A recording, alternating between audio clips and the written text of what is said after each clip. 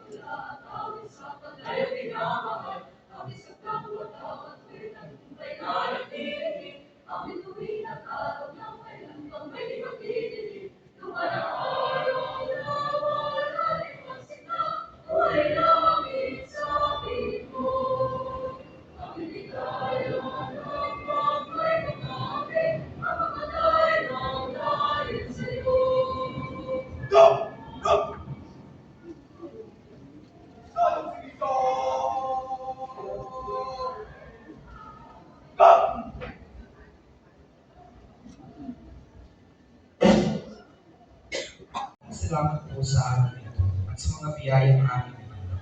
Salamat po sa patuloy mong paggabay, sa lakas at taimong iyong pinagkaloob upang marating namin ang tagumpay. Sa aming pagtanggap ng pagkilala, naway manatili kami mabagong-babago, masipag at may puso handang matuto. Tulungan mo po kami gamitin ang aming kaalaman at kakayahan hindi lamang para sa aming sarili, kundi para sa kapwa at sa ikabubuti ng lahat. Pagpalain mo din po ang aming mga magulang, guro at sa lahat ng sumuporta sa amin sa bawat hakbang ng aming pagay. Patuloy mo po kami gabayan sa mga susunod pang hamon at pangarap na aming nahanap. Sa ngalan ni Jesus.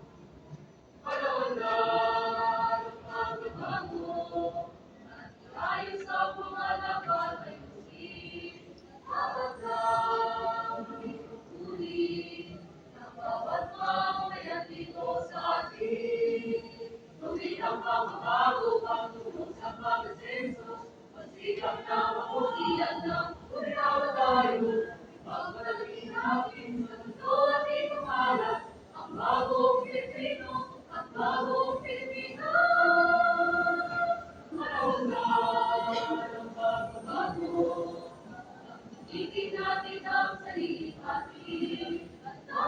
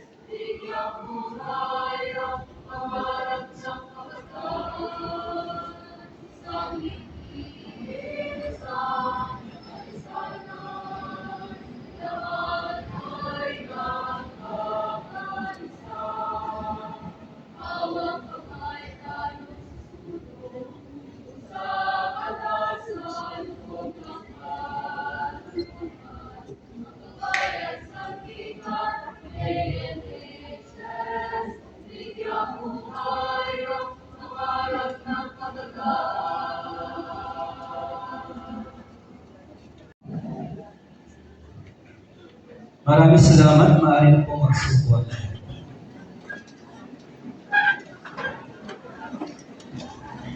Next, Mr.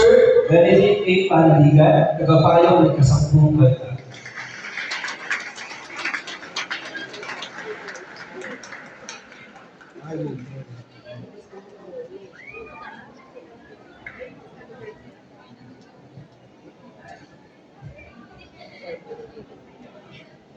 Good morning, everyone. To our school principal board, Dr. Efren A. Gonzaga.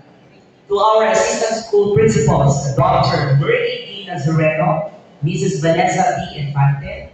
To our SPA president, Mrs. Geraldine Ochaco. Department heads, subject group heads, faculty, parents, and of course, our awardees. Good morning. On this meaningful occasion, we gather not only to celebrate achievements, but also to honor stories and inspire growth, perseverance, and success. Moments like this reminds us that every accomplishment begins with dream nurtured through dedication and hard work. Our guest speaker for today is not just a professional we admire, but someone I had the privilege of guiding as a member of my advisory class. I have witnessed firsthand the growth, determination, and potential that once sat among us as a student, and now stands before us a source of inspiration. It is both a proud and heartfelt moment to introduce someone whose journey reminds us that the dreams we nurture in the classroom, we can truly become reality. He is a proud alumnus of Kalayaan National High School Batch 2017, where he graduated with honors and actively participated in various student organizations, including official English student publication, The Ivory of Democracy. Aside from serving as photojournalist, he represented Kalayaan National High School in the Division of Pasay at the Regional Schools Press Conference as the radio broadcaster, where his team won several awards, including second place in overall radio broadcasting production for 2 consecutive years. In recognition of his excellence, he was awarded Radio Broadcaster of the Year by Kalayaan National High School in the year 2016 and 2017. He earned his degree of Bachiller ng Pansekundaryang Edukasyon major sa Filipino from the Polytechnic University of the Philippines, Manila, where he graduated summa cum laude and was an 8-time President's Lister. During his undergraduate years, he actively served in student leadership, holding key positions such as production, creatives, and publication head of one of the biggest student organizations of Filipino majors in the Philippines,